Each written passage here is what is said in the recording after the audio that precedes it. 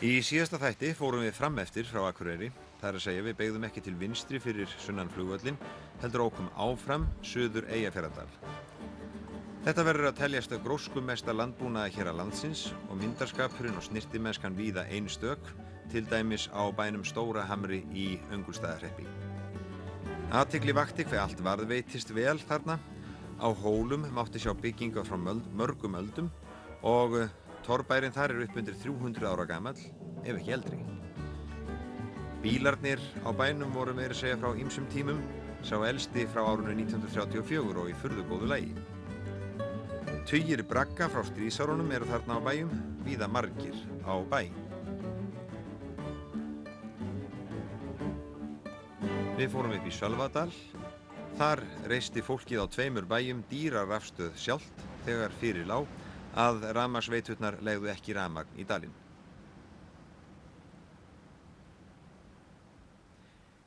Í Eyjafirði er vagga Flugfélags Íslands og margir þekktustu flugstjórar landsins hófu sig þar til flugs í fyrsta sinn. Fram á 7. áratug aldarinnar var Akureyrarflugvöllur á Melgerðismelum meira en 20 km frá kaupstaðnum. Þar er nú bækistöð Svifflugfélags Akureyrar og formaður félagsins var í sannkölluðu sunnudagsskapi á flugi þegar þessi mynd var tekin.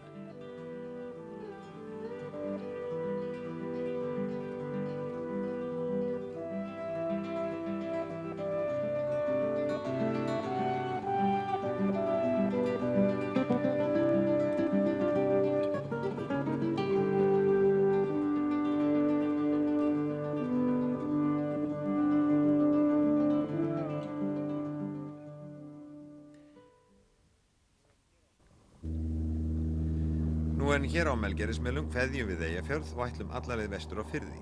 Í þessum þætti förum við leið sem við sýnum á korti með punktalínu, fljúgum við Barðaströnd, Patreksfjörð og Tálknafjörð, síðan yfir í Arnarfjörð og lendum þar við Bíldudal. Þaðan verður svo ekið út Ketildali út í Selárdal sem er ysta byggð við Arnarfjörð sunnan verðan.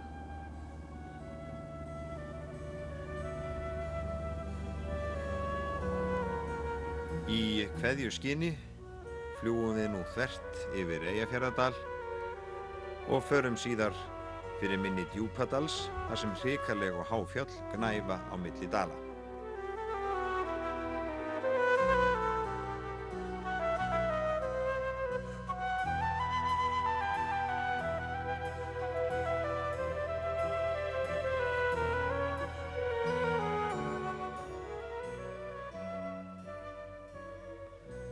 Blágrýtislaugin í vestfirsku fjöllunum sjást vel í fjöllunum vestast á Barðaströnd, Skriðnafellsnúpi og Skarðabrúnum. Úr lofti eru laugin eins og árhringir í viði, en þarna sést hvernig fjöllin eru hlaðin upp af hverju basalt hraunlaginu ofan á öðru.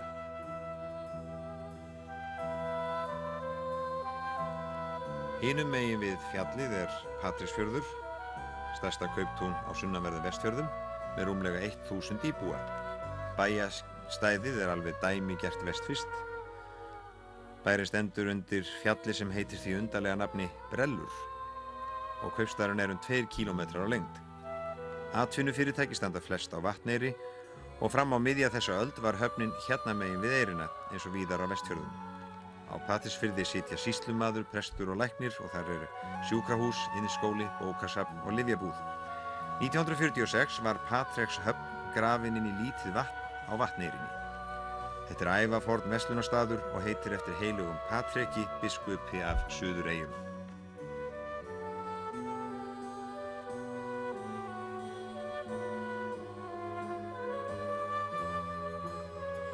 Næst fyrir norðan Patreksfjörð er Tálknafjörður og Sveinseyri, sem er næst okkur á myndinni, setur mikinn svip á fjörðinn þegar horft er yfir hann úr lofti.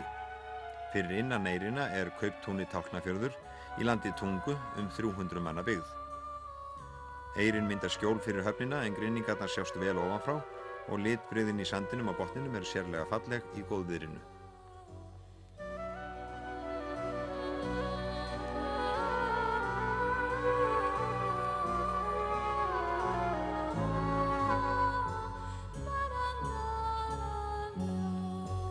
Hinum megin við fjallið er Bíldudalur og hér er horft út eftir Arnarfirði en þorpið stendur við vog sem skerst suður úr firðinum.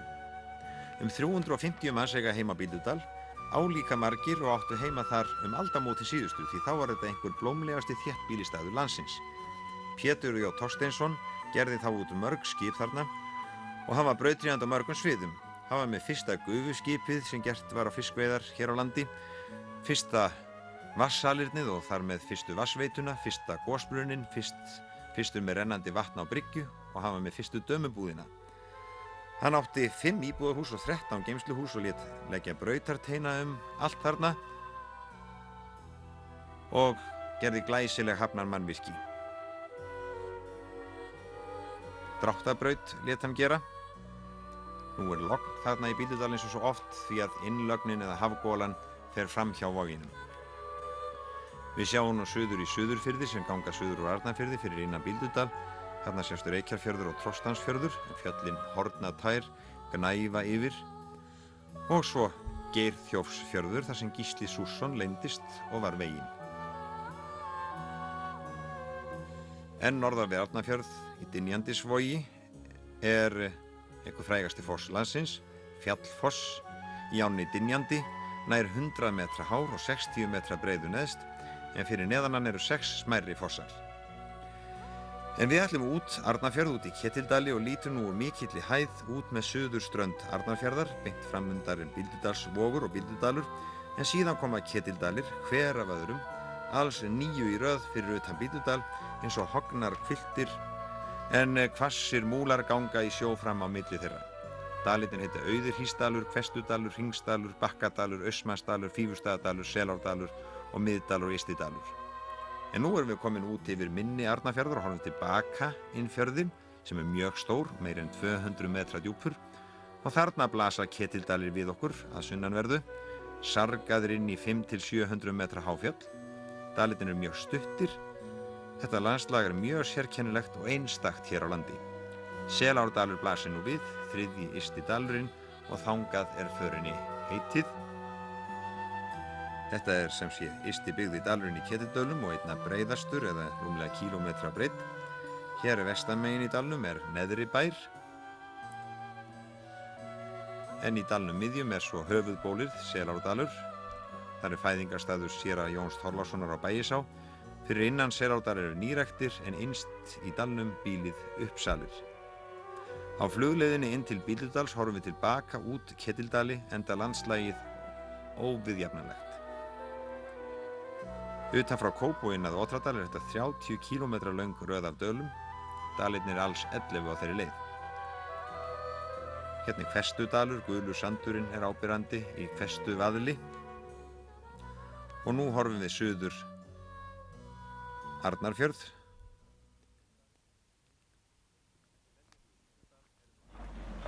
Eftir lendingu við Bíldudal erum við á leið út Ketildalarhrepp og hér eru hreppamörkin við klettanefið Gölt, 3 km fyrir utan Bíldudal. Svipað vegastæði á þetta víða að finna á Vestfjörðum. Vegurinn liggur hérna undir svonefndum Svarthömrum sem eru undir Skoranúpi. Hinum megin við fjörðinn Hrafnseyri, fæðingarstaður Jóns Sigurðssonar. Það hægt og bítandi verið að lagfæra veginn út Ketildali, en þetta verður nú seint hlemmi skeið.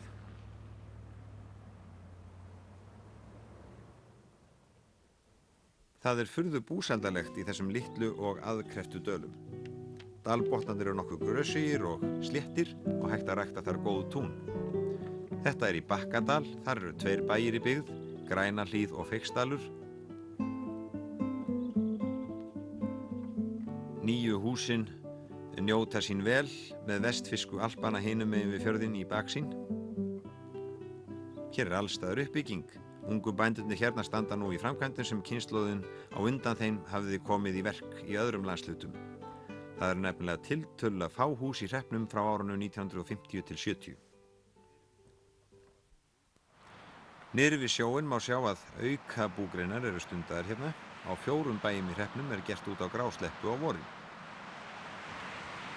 Þarna líka nýtt refabú sem Björn Emilsson bóndi á Fífustöðum á en sá bær utar í hreppnum. Þarna eru 65 fullorðnir refir og afraksturinn 120 yrlingar.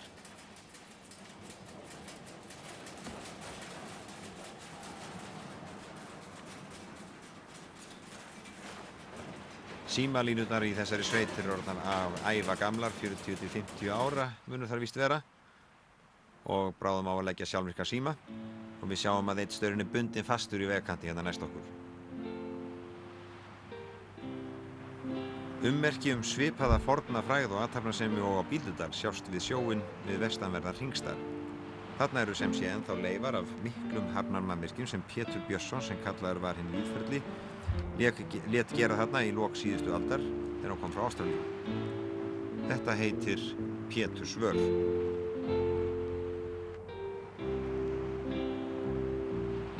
Rétt innan við Selárdal er stór urðarhryggur sem heitir Drekarhryggur. Hann hefur hrunið úr fjallinu en sumir héldu þetta væri víkingaskip grafið því að þetta er eins og skip á hvolfi. Víðar eru merki verstöðvar á leiðin út í Selárdal. Verstöð var í Krossavík þarna rétt hjá.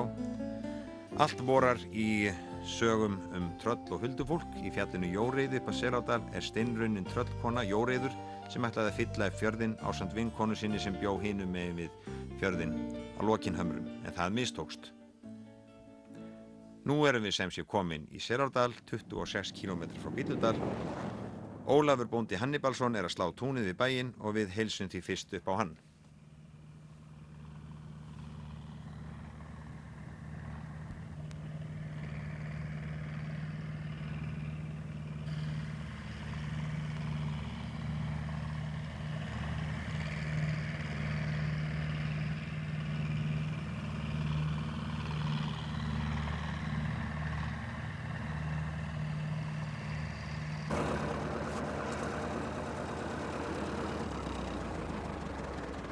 Blessaður. Blessaður. Maður kemur hérna þegar þú ert í ernum. Já, já. En þið eru í hinskapnum? Þú eru að detta nú úr skíunum eins og venjulega. Já, já. Á þetta að fara í Súrey? Já. Já. Heyrðu eingöngu voti. Heyrðu eingöngu voti? Já. Já. Og hvað er það mikið sem þú þarft að fá? Já, mikið. Hvað er mikið, hvað er þetta? Margir hestburðir sem þú tekur inn hér. Það hefur maður ekki hugmyndum. Er það ekki? Nei. Þú sér ekkert það? Nei, nei. En þið eru til dæla nýbyrjar að slá hérna, slúðir? Já, þetta viðraði svo illa og fór í ágúst, sennipartin í ágúst og byrjun á þessum mánuði. Ja. Það verður eiginlega ekkert gefið fyrr, ekki einu sinni í voti. Þú ert að byrja á heimatúnum núna? Já. En nýrættirnar spretta betur úr byrja? Það kemur nú líka til að við erum í félagi, 2 grannar hérna og ég er nýbúinn að slá hjá honum inn á Fífustöðum. Já, já. Svo það er svona hálfgerður félagsbúskapur hérna og jafnvel á milli dala? Já, við reynum að hjálpa hver öðrum eins og við getum. En nú, þú býrð hérna einn, er það ekki? Jú. En hvað er margt samt hérna hjá þér núna? Það er 3 á bænum, er ekki eins og er? Það er 3 á bænum eins og er. Já, en á veturna? Þá er einn. Þá ert einn? Já. Þá dettur mann eiginlega í hug að þú ert nú fyrrverandi ritstjóri Reykjavík. Já. Spyr þig aldrei neitt hvort að þetta sé eiginlega, hvernig þetta megi verða að þú sért þetta einn á veturna? Jú, það er alltaf verið spyrjað mig. Og þú svarar alltaf þau sama? Nei, ég svara bara það sem er dettur í hugi þá það skipti. Já. En sumir finnst þetta skrítið samt, sko, að þú skulir vera einn svona í afdal. Jú, það er nú margir búin að spá því að ég myndi nú aldrei geta það og aðrir að ég hljóti þá að vera alveg snarvillus. Já. Og sennilega er ég það. En það geti ekki dottið í þig að bara fara suðurs svona og hætta búskap? Ekki... Freistar þín ekki? Ekki skyndilega held ég. Það freistar þín ekkert borgarlífið? Nei. En rafmagn er hér, er það ekki? Já, við erum með rafmagn svona frá heimilisrafstöð, dísilstöð, en það er nú stóra málið sem að vantar hér. Það er rafmagn frá samveitum. Ætli við séum ekki eina byggðarlagið í landinu sem erum eftir að fá samveitur rafmagn. Og það væri fyrst og fremst það sem myndi treysta byggðina hérna. Það væri ef maður hefði öruggt rafmagn. En er langt í það? Strandar þar á miklu? Já, strandar bara á peningum. Við erum á áætlun og erum búin að vera það í 6 ár. Í 6 ár? Já. Og ekkert bólar á því? Nei, þingið hefur bara aldrei heimilað. Það hefur alltaf talið að væri hægt að bjarga fjárlögunum fyrir horn með því að skera niður þessa fjárveitingu til okkar. Alltaf sömu fjárveitinguna, já. Já. En er ekki nein von? Já, maður fer nú að verða úrkula vona. Jú, ég var mjög vongóður í vor, en svo leið það án þess að nokkuð gerðist, svoleiðis að maður fer nú að verða vondaufur. Já. Er mikill gestagangur hjá þér? Það er mikið ferðafólk hér á sumrin og bæði hér til þess að skoða dalinn og sem að maður verður nú eiginlega lítið varfið, kemur lítið heim. Já. Nema þá, jú, það er nú alltaf töluvert af fólki sem kemur og skoða kirkjuna. Og jú, svo eru töluverðar heimsóknir til mín. Já. Er félagslíf í sveitinni svona eitthvað í gangi? Þetta er hefðbundna, þorrablót og... Nei, það er ekki? Við höfum ekki mannskap í það líklega. En hvað eru margir sem búa hér að staðaldri í þessum dal? Það er búið hér á 3 bæjum, fjölskylda á Neðrabæ og svo ég og mín fjölskylda er hér alltaf hjá mér á sumrin. Og svo Gísli Gíslason á Össulum. Já, sem býr að Leinn. Hann býr að Leinn. Er þetta byggðarlag kannski eitt af þeim byggðarlögum á Vestfjörðum þar sem best er viðhaldið vestískunni? Tala allir? Nei, ég held að það sé... Er hún á undanhaldi? Það sé ekki allir farin að tala þetta venjulega fjölmiðlamál, fjölmiðlaambögur. Blaðrið? Já. Er hún á undanhaldi? Á hún eftir að hverfa? Já, það held ég. Á kannski 10-20 árum? Já, ég hugsa. En hvað ber þessi sveit marga bæi eða margt fólk? Hvað brauðfæðir hún margt fólk? Já, hún gat brauðfætt 300 manns meðan það var stundaður sjór hérna og fiskur var inn allan fjörð. Já.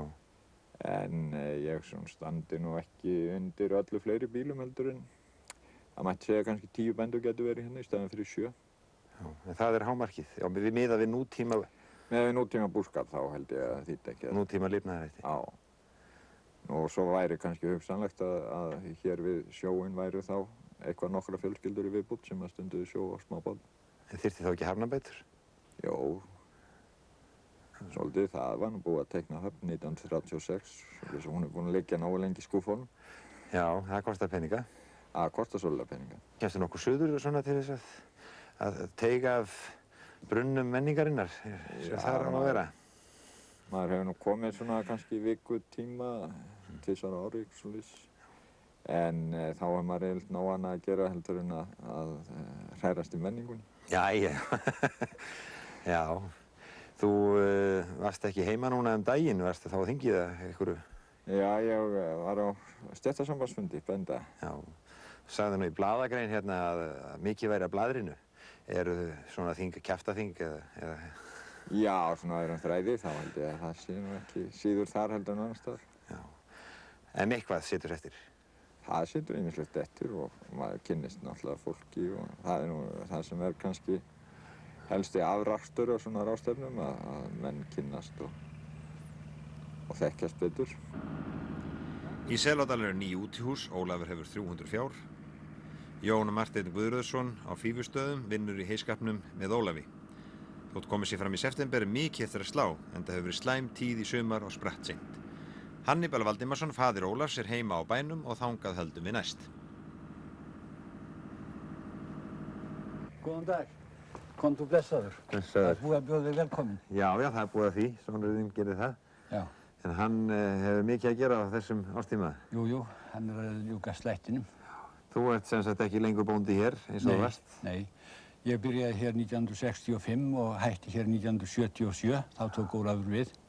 En náttúrulega gerðist með að stunda hér búskap með öllu því öðru sem þú varst við á hendi? Jú, það var meira nefnitómt því að ég hafði góðan ráðsmann sem sá að verulegu leitum búið.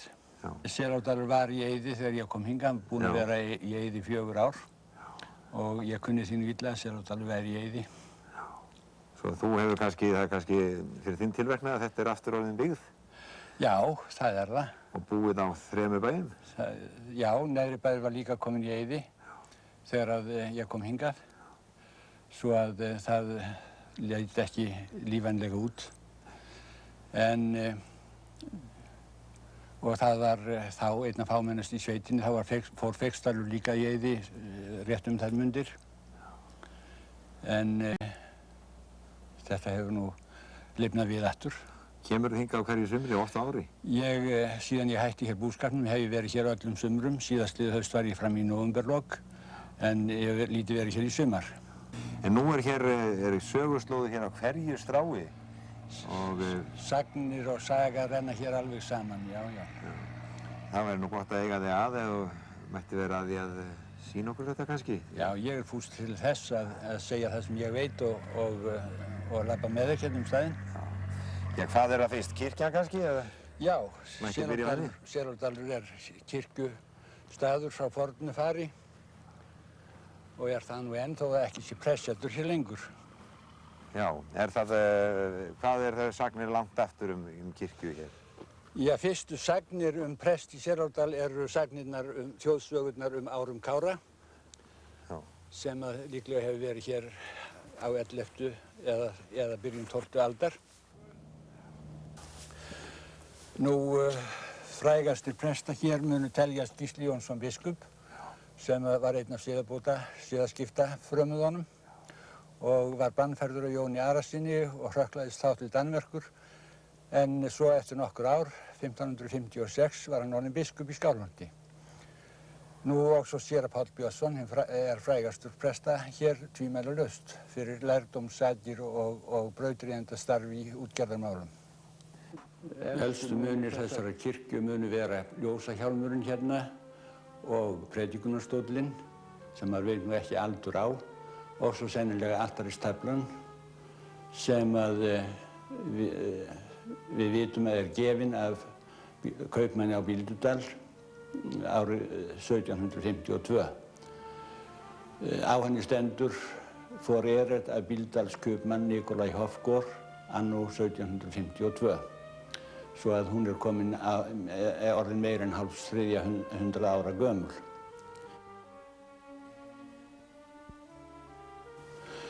Dýrmætasti kirkjugripurinn hérna í kirkjunni tvímælalaust kaleikurinn. Hann úr silfri. Á honum stendur Seldalskirkjukalk 1765.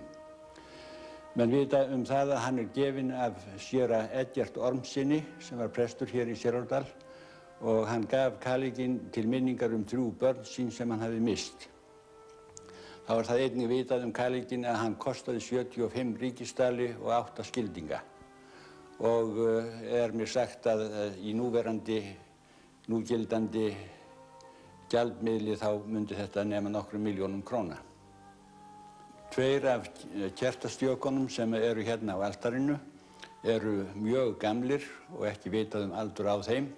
En hinir 7 armastjakarnir sem standa singurs vegar á altarinu eru úr dánarbúi Ólafs Lárussonar lagaprófessors. En hann var fæddur hér í Selárdal, sonur séra Lárusar Benediktssonar. Það er ekki athygli að steinar hér, 2 aðalega. Já, hér steinninn sem við stöndum hérna við legsteinn yfir séra Einar Gíslason. Á þessum steini stendur, það heilmikið lesmál eins og þú sérð.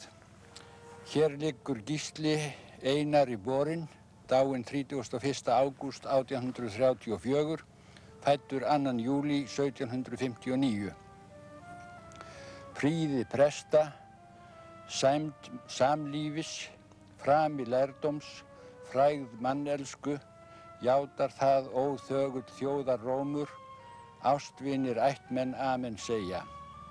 Á leiði ljúfmærings leggjum stein þenna, húm felur ljós, hel fagurt líf. Heilmikil. Lesst þú þessar rúnir? Já, ég hef lesið þetta á steininum. En svo það hinn steinin þarna sem nú kannski enn dularfyllri, eða getum við sagt, þetta nú, þú hefur ráðið þessar rúnir, en hefur nokkur ráðið þær rúnir hvers konar steinn þetta geti verið?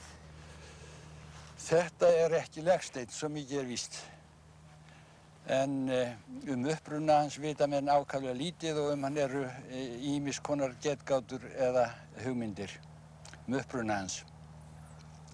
En þjóðsaga til þennan stein og hún á þá lund að þegar Árum Kári var prestur í Selárdal hvort sem hann hefur nú verið það nokkuð tíman eða ekki, þá á hann að aflokinni messu í Selárdalskirkju hafa gengið sig hér yfir í hlíðina á móti, sem heitir Bogahlíð, og komið heim með þessa steinvölu í hempulafinu.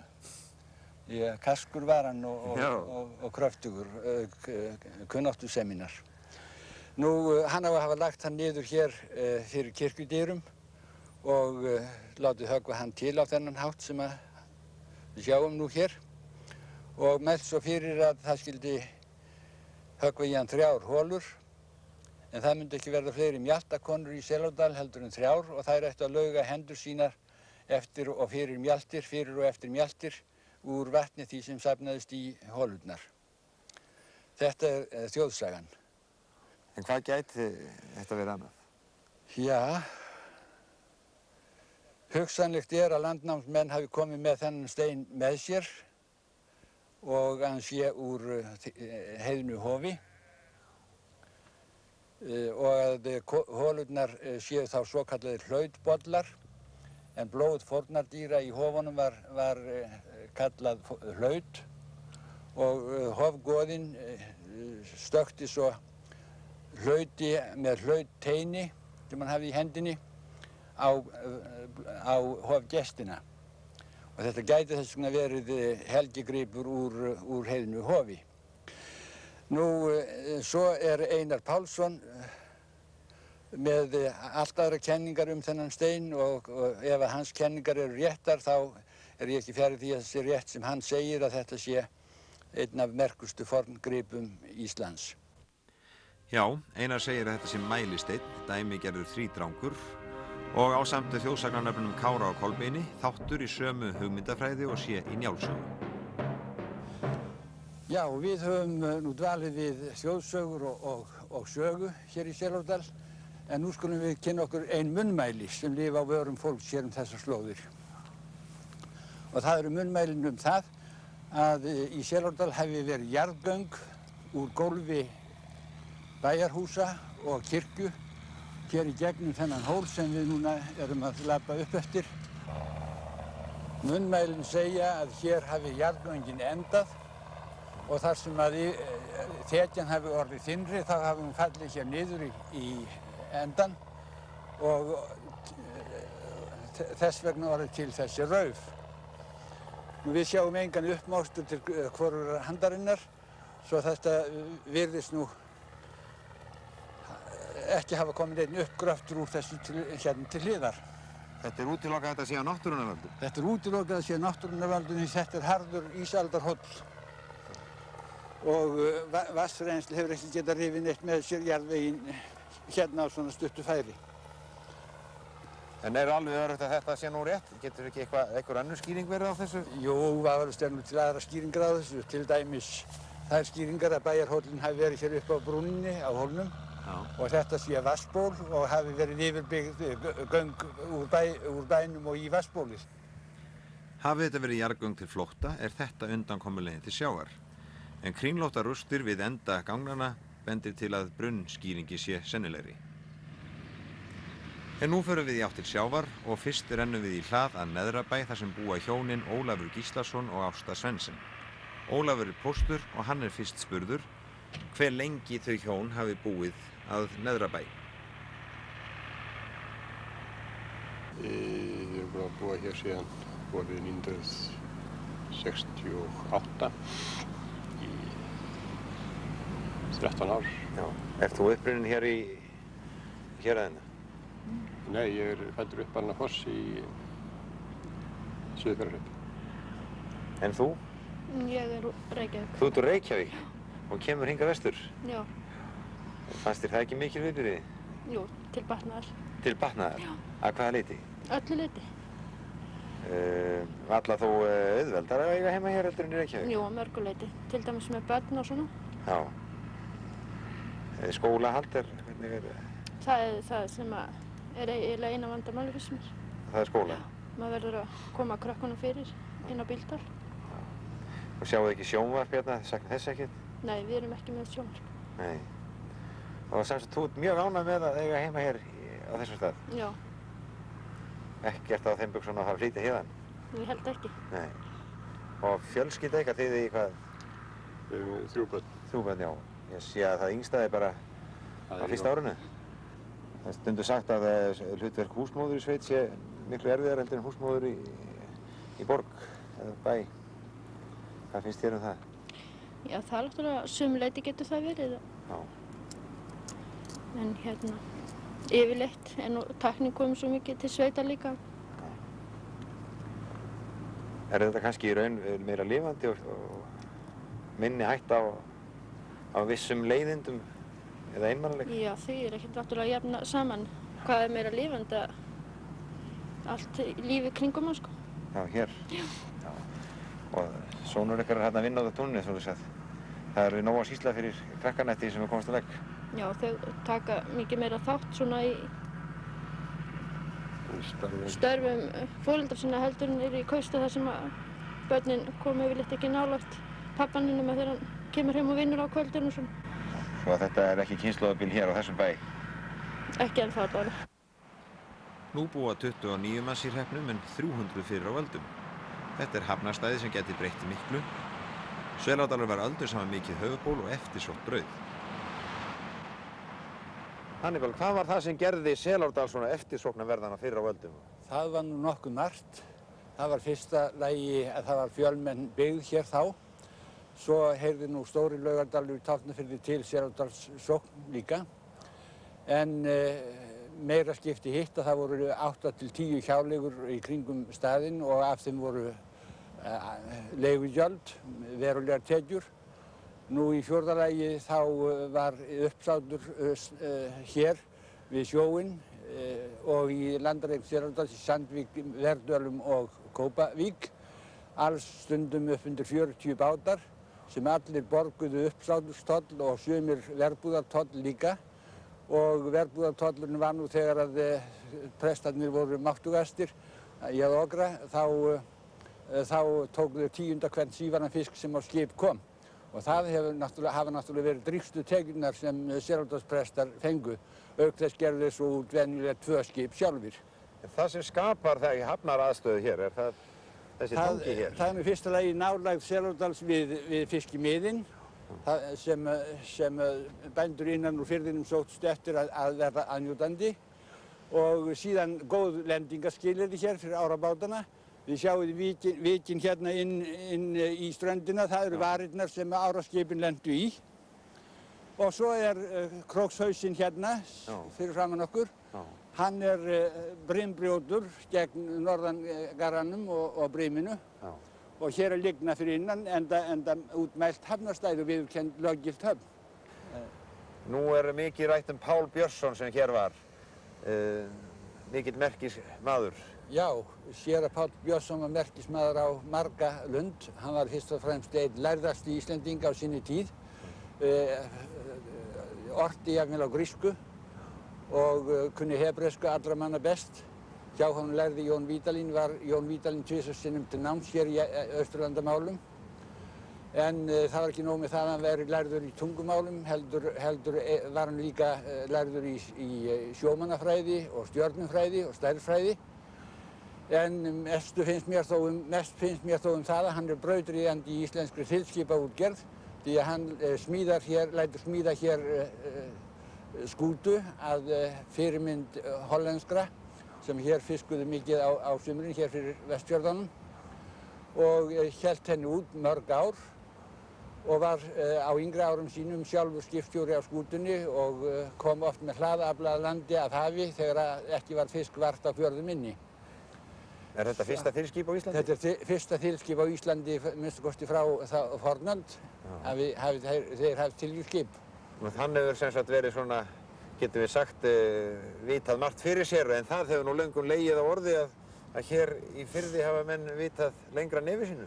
Já, í sambandi við Galdra þá er það óýtendis sannsögulegt að Páll var ekki göldróttur, ef þú meinar það. Nei, heldur... Heldur var hann þjáður af sjúkdómi aldarinnar, galdratrúnni. Og verður þess vegna fyrir þeirri óhamingju að hann lætur brenna 6 menn á 9 árum vegna meints galdra meintra galdraofsókna gegn konu sinni sjúkri og sonum hans, sonum þeirra. Þetta var nú á þeirri tíð. Þú hefur nú verið talað galdramaður íslenska stjórnmálatímabili en voru ekki galdramenn hérna líka, hefur þetta alltaf verið svona? Ég var alls ókunnandi í galdri og er hálfviti, tæpast hálfviti einu sinni í þeim fræðum. Enda kristnaður hér á staðnum. Já, en hvað langt aftur þessi galdratrú hér eða þessir galdramenn hér? Það segja sögur að hér hafi verið prestur sem hét Kári og kallaður var Árum Kári og er mikið hann í þjóðsögum. Hann var bæði rammur að afli og göldróttur, að því talið var. Og uppi var hér, þegar hann var prestur í Selárdal, þá var uppi norður í Lokinhömrum bóndi sem Kolbeinn hét og var mikill fjandmaður séra Árum Kára. Það var Kolbeinn sem fannst þetta óþolandi ástand og vildi binda enda á það með því að fara vestur yfir fjörð og drepa Kára. En hann kom ekki að Kára óvörum því að vegna galdra hans að hann vissi allt ferðir Kolbeins og ákvað nú að nú skildi hann verða fljótari til að binda enda á þessi viðskipti þeirra. Hann skildi magna slíkan manndrápsbil á Kolbeinn á leiðinni vestur yfir fjörðin að hann hlyti að farast að minnstakosti í lendingunni. Og þegar hann hefur komið þessu þannig fyrir að bílurinn skollinn á, þá fer hann gangandi niður að sjó til þess að vita hvernig fyrirtækið hafi nú heppnast hjá sér. Og það hafði heppnast mæta vel því að Kolbeinn hafði brotið skip sitt á Boða sem er hér fyrir landi og kallaður Kolbeinsboði. Og skipið mölbrotið, menn Kolbeins allir dauðir og Kolbeinn sjálfur bröltandi hálfdauður hér í fjörunni. En sagan er ekki þar með búin því að nú settist klerkurinn á bak Kolbeini og lagði við hann gandreiðarbeinsli og reið honum gandreið þangað til hann sprakk víðan völl sem er hérna fyrir ofan bæinn sem við sjáum hérna. Nú, þetta er nú ein af mörgum sögum galdra Árum Kára og hann hefur verið uppi á 11. öld líklega. Já. En þú segir að... En einn seinasti galdramaður sem sögur fara af í Arnarfirði var Jóhannes á Kirkjubóli hér inni í Mosdal í Arnarfirði. Sagan, húsin og landslagið fallast hér í faðma sem víðar og húsin á bakkanum vitna ekki aðeins forn umsvif og atburði, heldur mynda skemmtileg myndamótíf í samspili við fjöllin.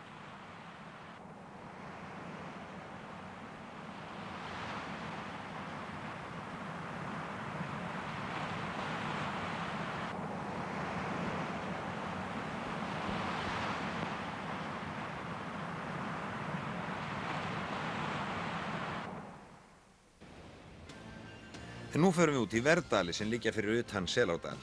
Þar var mikil verstöð fram á þessa öld við sjóinn, niður af dölunum tveimur sem heita Miðdalur og Eystidalur.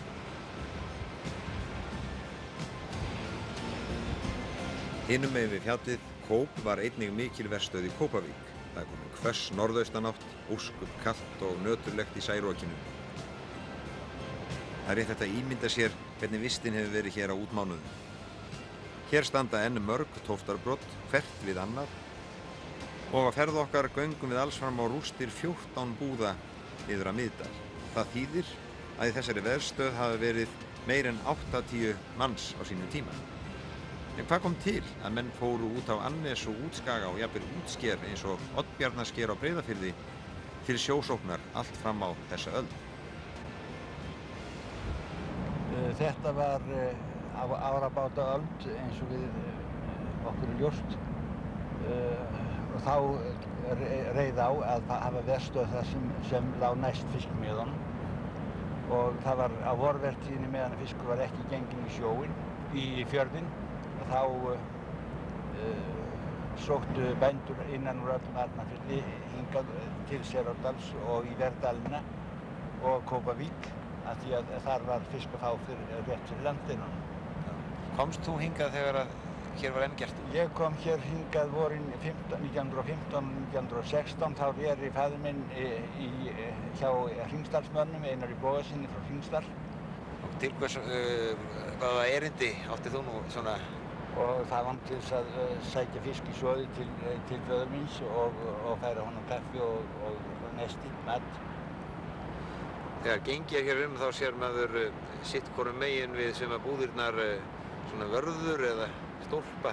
Já, það eru hlaðnir stólpar, 2 eða 4 hjá hverju búð. Þeir hafa lagt rár á milli þessara stólpa, þessara hlaðnum stólpa til þess að þurrka skinnklæði sín, skinnstakkana og brækurnar sem voru úr eltiskinni og verða að vera vatnshældar og vildu halda þeim þurrum og þurrlegum. Já, þeir hafa nú oft kannski blotnað og þeim hefur verið kalt hérna. Oft hafa þeir fengið kolldífu, sjálfsagt. Hefur aldrei orðið neitt mannskaði hér? Ekki minnist ég að hafa heyrt mannskaða hér út í Verdölunum, en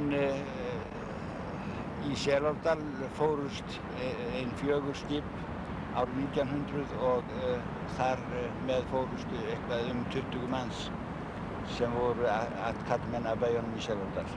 Það er ein mesta blóðtaka sem nokkur byggðarlag hefur orðið fyrir eða síðar, segja ég. Já. Nú vekur athygli manns garðar hér sem eru hlaðnir í kringum margar búðirnar. Já, aðalaflan sem átti að vera söluvara í verslun söltuðu menn, en steinbít og löngu og keilu og annað sem kallað var almennt tros, það þurrkuðu menn hér á þessum görðum, flöttu það í 2 helminga, fisk í 2 helminga og lögðu hann, ef segja má, klofvega yfir þessi grjótgarða sem hér allt út frá hverju búð. Hér út frá þar sem við komum nú ekki núna, þar var búð Hrafnseyrarbænda, þar á meðal réri Jón Sigurðsson forseti þegar hann var unglingur hér frá búð Hrafnseyringa. Það er nú samt verið stundum nöturleg vist hérna. Áreiðanlega hefur þetta ekki verið neina starfstofur hérna. Og þegar maður hugsa til þess þá hafi verið 5 til 10 menn í hverju búð hér. Það har kannski verið eina leiðin til þess að hélda sér hita í vondum vorðum. Stundum hafa þeir haft með sér eina konu til þess að gæta þurrfiskarins, verja hann fyrir varg og til þess að matreiða fyrir það og hún var kölluð fanggæsla. Í hlíðinni fyrir ofan búðirnar gnæfir hvalbein sem hefur reist á sínum tíma sem innsiglingamerki og stendur enn. Þarna er rúst af svo litlum kofa að varla hefur þetta verið búð. Þetta hefur ekki verið verbúð, þetta hefur verið vinnustaður fanggæslunnar. Hún hefur haft hlóðir þarna í botninum á þessari skeifu og þar hefur farið fram eldamænskan sem varla hefur nú verið í öðru fólkin heldur en sjóðagraut og fisk. Þetta er sem sagt eldhús? Þetta er eldhús. Og það er varla að snúa sig við þarna, þetta er svo þröngt? Já, það er áreiðanlegt að það hefði verið betra að hún væri grönn, sem hefur kannski ekki alltaf verið. En við þetta var notast. Bænir ásinn að húsinu liggur hérna niðri og svo sjáum við mikið af hellum hérna, flötum hellum og það er áreftir í þakinu undir torf sem svo hefur verið breytt ofan á hellurnar. Þetta þætti nú ekki boðlegt núna, held ég. Þetta þætti nú ekki nýtískulegt heldur. Í fjörunni er flak af vélbátnum Geysi frá Bíldudal sem strandaði þar miðja öldina. Leifar svona verstöða er að finna víð um land og þyrfti kannski að varðveita einhverja þeirra.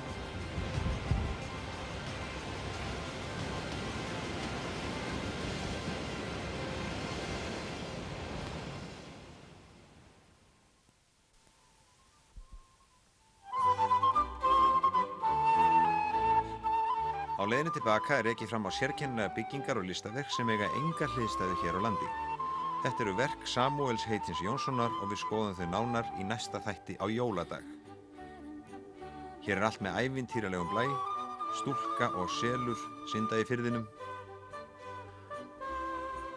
Og að Uppsölum sem er fyrir innan bæinn í Selárdal hefur Gísli Gíslason búið einn í marga áratugi án nokkurra nútíma þæginda, hvorki haft dagblöð, útvarp né sjónvarp, hvað þá rafmagn eða vélakost.